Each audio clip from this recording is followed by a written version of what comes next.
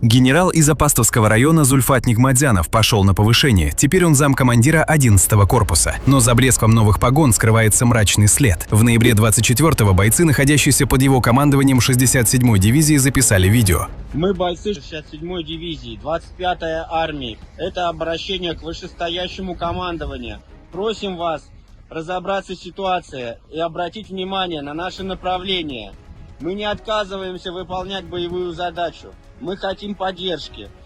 Наша неработающая артиллерия отрабатывает по 2-3 выстрела в сутки максимум. А авиация, которая якобы числится в документах, вообще не работает здесь. Мы не хотим быть следующим фаршем, который будет гнить в этих лесополосах. Нас осталось примерно 32 человека. Половина из них 300-е и больные. Некоторые больше года не были в отпуске, не видели жен и матерей.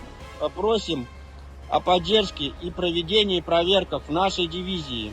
Не по документации, в которой говорится, что мы взяли Торское, а в фактическом виде.